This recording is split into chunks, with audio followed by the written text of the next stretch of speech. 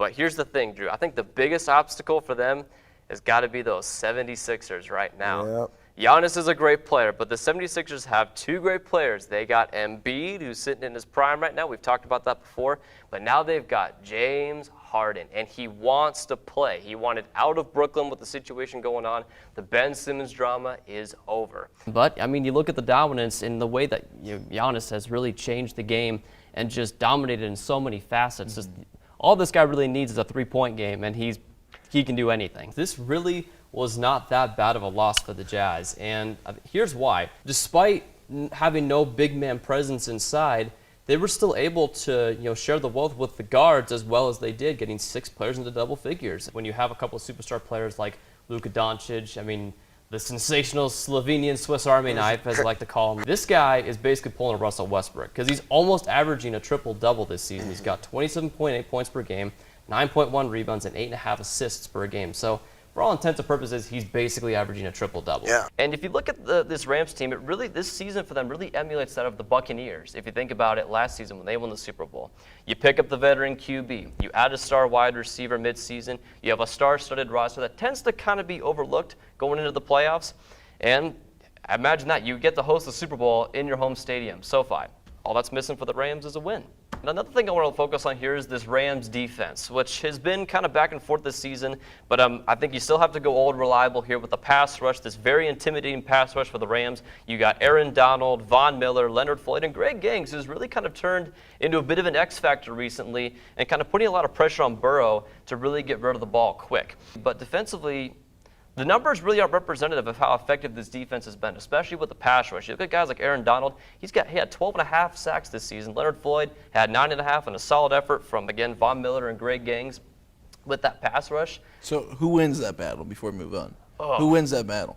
Do you think Jamar Chase wins that battle, or do you think Jalen Ramsey will lock him up? I don't know. I think you can really go either way, but if I had to put money on it, I'd go with Ramsey in the end. Okay. To really pull it out, coming out the clutch there for the Rams. I think a big thing for them going into this World Series was they're going to have to follow a blueprint very similar to the Nationals in their World Series, where you have your first couple of pitches in Nola and Wheeler, which are going to be kind of your standouts, and what's kind of a bit of a thinner lineup once you kind of move a bit further down the line. And so a lot of the onus was going to be on those guys to get it done, but given up back-to-back 5-run games didn't exactly go so well for them. Yeah, I think this is a testament to how deep the Astros pitching really goes, both within the starting lineup and within the bullpen. And to see Javier, pitch as well as he did, you're talking 6 innings, no hits, no runs, only surrendered 2 walks, and a whopping 9 strikeouts in that. Just a stellar performance from him.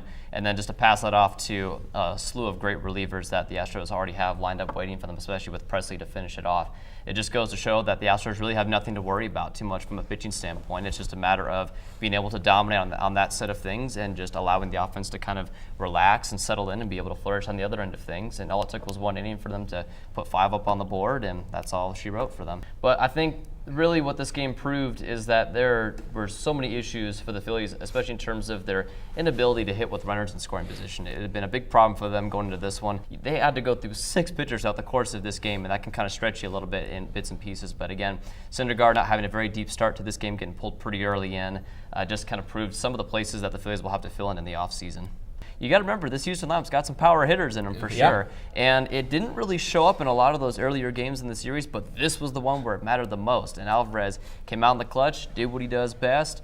He just gave it a good hack and watched it fly right over the batter's eye. And so that was all there was for Philly in that one. But again, you sometimes you forget about that, and then right here in Game 6, it came back to bite the Phillies. You've already paid Wheeler that much money, but it shows that you have faith in your pitching staff, right? You have faith in the 2 guys that everyone's saying are supposed to be leading this team from a starting pitcher's position. But I think it shows loyalty to a team in that moment, to be like, yes, we're going to have faith in you in this moment. We're putting it on the line. We're giving the ball to you. What are you going to do with it? We're giving you the opportunity. See if you can go and run with it.